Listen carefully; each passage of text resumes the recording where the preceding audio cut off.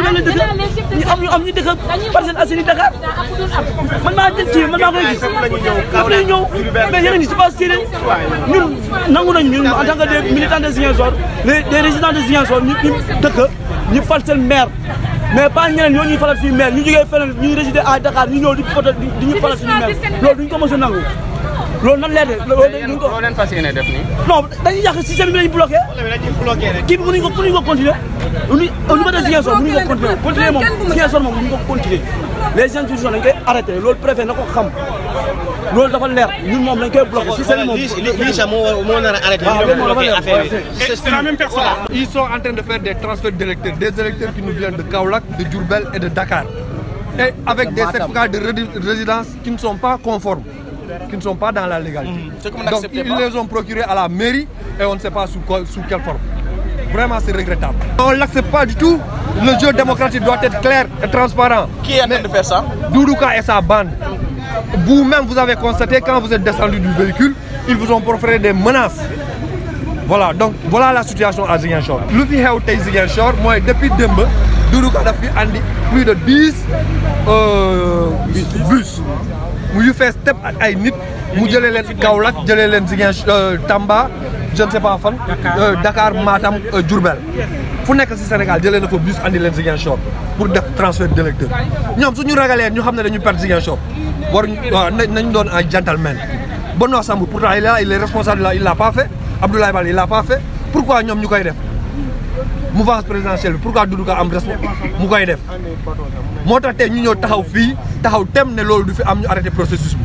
Donc ñu woo police en renfort ñu tëj buntu yi yéen sax constaté ngeen bi ngeen wàccee ci oto bi c'est les partisans de Doudouka ñoo leen menacé ne leen bu leen doo leen fi wax. te ñun duñ ko nangu. Il faut que la presse soit témoin. Et ils mentent encore, ils disent que nous donnons, s'il vous plaît, Pastef a amené 15 bus de Fenen. C'est pas vrai, Pastef a amené même belle carte. Voilà, je m'appelle Yacouba Mané, je suis membre du parti du professeur Aliou Sow, le parti qu'on appelle le MPD Liguey.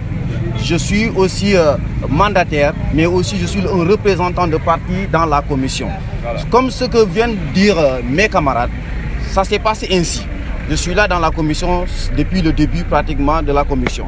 Mais il y a aussi 4 jours de cela, j'ai fait un constat des électeurs qui nous viennent de la partie est du pays, c'est-à-dire de Matam, de Thiès et de Dakar, qui ne sont pas natifs de la région de Ziguinchor, communément appelés par exemple la Casamance du moins. Ils ne sont pas originaires d'ici.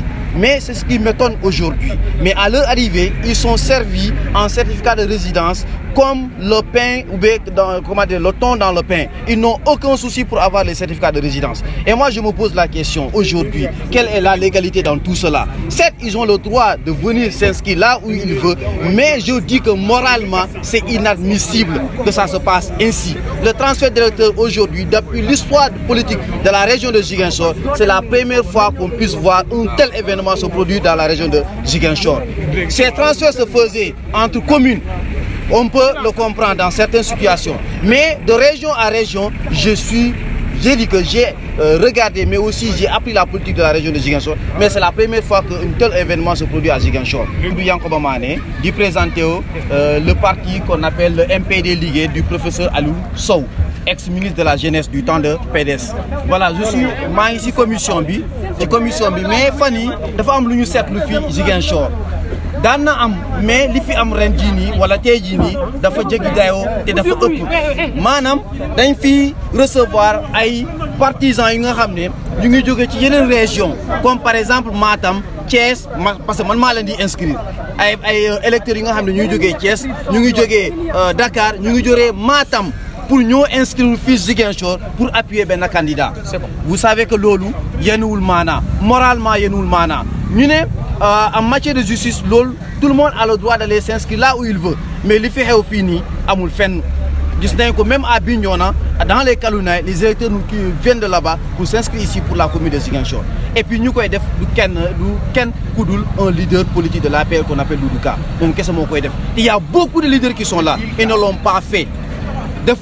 Mais moom moo ko def dañoo bëgg a attirer attention askan bi mais problème principal bi mooy ni que certificat de résidence tey jii nu ñu koy joxee biir Ziguinchor amul fenn ci biir réew mi parce que képp ku fi ñëw tey jii nga bëgg a voter pour parti bi dañ la koy jox mais bu fekkee ni bokkoo ci parti au pouvoir da ngay jënd certificat de résidence loolu il faut ngeen xam ko tam loolu am na fii te loolu nag dafa ñaaw trop biir Ziguinchor fii nii parce que ñun dafa am ci contrée bu ñu nekk waruñu rêver yeneen situation biir Ziguinchor loolu laa amoon pour wax leen